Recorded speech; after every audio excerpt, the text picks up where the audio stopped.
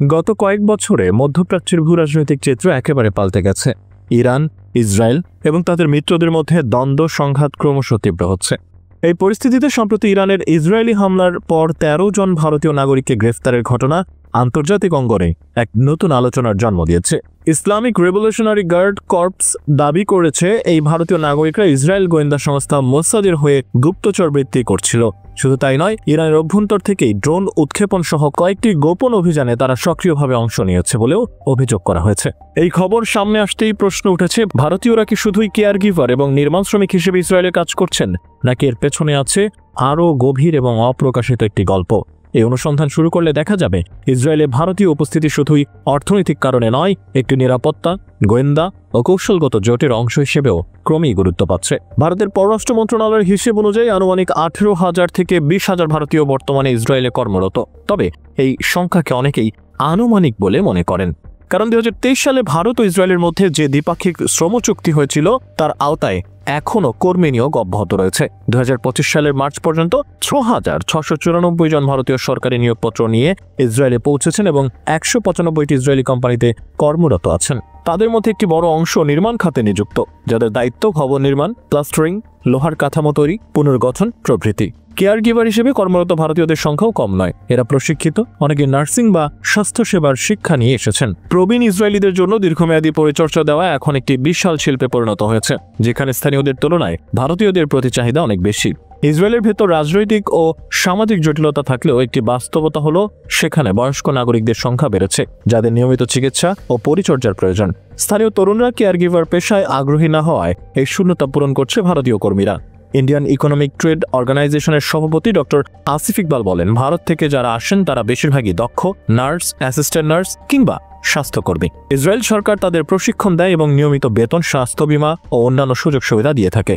অন্যদিকে গাজা উপত্যকায় যুদ্ধ এবং ফিলিস্তিনি শ্রমিকদের উপর বিধিনিষেধের কারণে ইসরায়েলি নির্মাণ খাতে শ্রমিক সংকট তৈরি হয়েছে। সেখানে এখন ভারতীয়রাই মূল ভরসা। এর ফলে ভারতীয় নির্মাণ কর্মীদের চাহিদা হঠাৎ করেই বেড়ে গেছে। তবে তারা শ্রমিক নাকি, এই প্রশ্নের উত্তর খুঁজতে গেলে ফিরে যেতে হবে সেই সাম্প্রদায়িক ঘটনার দিকে, যেখানে ইরান জানিয়েছে মোসাদ ইরানের অভ্যন্তরে একটি গোপন ঘাঁটি থেকে ড্রোন উৎক্ষেপণ করেছে, যার সঙ্গে ভারতীয় কিছু নাগরিক সরাসরি জড়িত। ইরান বিশ্বাস করে তারা ছদ্মবেশে ইসরায়েলে আসা ভারতীয় শ্রমিক, যারা আসলে গোয়েন্দা সংস্থার এজেন্ট হিসেবে নিয়োগপ্রাপ্ত। মোসাদ বরাবরই বিশ্বের বিভিন্ন দেশে গুপ্তচর সংগ্রহে পারদর্শী। ভারতীয় গোয়েন্দা সংস্থা রয়ের সঙ্গে মোসাদের বহু বছরের সুসম্পর্ক রয়েছে। এই সম্পর্কের উপর ভিত্তি করে অনেকে বিশ্বাস করেন মোসাদ হয়তো কিছু ভারতীয় কর্মীকে চিহ্নিত করে নিয়োগ দিচ্ছে, যারা তাদের পক্ষ থেকে তথ্য সংগ্রহ করছে বা সরাসরি অভিযানে অংশ নিচ্ছে। বিশেষজ্ঞরা মনে করেন এই নিরীহ শ্রমিকদের ছায়াতেই এক ধরনের ছদ্মবেশী অপারেশন চলছে ইরানের অভ্যন্তরে। প্রশ্ন উঠেছে, ভারত সরকার কি এই সমস্ত ঘটনার ব্যাপারে অবহিত, নাকি এটি নির্দিষ্ট কোনো ব্যক্তির ব্যক্তিগত সিদ্ধান্ত? এখানে একটি গুরুত্বপূর্ণ বিষয় হলো, ইসরায়েলে প্রায় ৮৫,০০০ ভারতীয় বংশোদ্ভূত ইহুদি বাস করেন। তারা মূলত মহারাষ্ট্র, কেরালা ও পশ্চিমবঙ্গ থেকে গিয়েছিলেন ৫০ থেকে ৬০-এর দশকে। এদের অনেকেই বর্তমানে ইসরায়েলের নাগরিক এবং বাধ্যতামূলক মিলিটারি সার্ভিসে অংশ নিয়েছেন। তেল আবিবের বাসিন্দা বেন্নি নাইডু, যিনি ব্যাঙ্গালোর থেকে ৯০-এর দশকে গিয়েছিলেন, জানান, আমার স্ত্রী ইহুদি, বিয়ের পর নাগরিকত্ব পাই, আমি নিজেও সেনাবাহিনীতে কাজ করেছি, আমার ২ ছেলে ইতোমধ্যেই মিলিটারি সার্ভিসে নিযুক্ত। এই চিত্রে বোঝা যায় ভারতীয়দের একটি অংশ কেবল অর্থনৈতিক অভিবাসী নয় এবং এক প্রকার রাজনৈতিক ও নিরাপত্তাগত কাঠামোর মধ্যেও মিশে যাচ্ছে। তাদের কেউ কেউ সরকারি বাহিনীর অংশ, আবার কেউ কেউ গোপন গোয়েন্দা অপারেশনে জড়িত হতে পারেন। এই সংকটের মধ্যে মানবিক দিকও রয়েছে। ম্যাঙ্গালোরের PN লরেন্স ইসরায়েলে ১৩ বছর ধরে কেয়ার গিভারের কাজ করছেন। তিনি বলেন, আমি সম্প্রতি যুক্তরাজ্যে গিয়েছিলাম, কিন্তু আবার ইসরায়েলে ফিরে যাওয়ার সিদ্ধান্ত নিয়েছি, কারণ ইসরায়েলে বিদেশি কর্মীদের জন্য স্বাস্থ্য বীমা, বাসস্থান এবং নিরাপত্তা নিশ্চিত করা হয়। এমন অনেক ভারতীয় রয়েছেন যারা যুদ্ধকালীন ঝুঁকি জেনেও ইসরায়েলকে তাদের কর্মক্ষেত্র হিসেবে বেছে নিচ্ছেন, কারণ সেখানে আয় ভালো, সুযোগ সুবিধা ভালো এবং ভারতীয় পরিবারগুলো তাদের রেমিটেন্সের উপর নির্ভরশীল। যুদ্ধ, সংঘাত কিংবা গোপন অপারেশন, এসবের মধ্যেও তারা জীবনের আশা খুঁজে পান।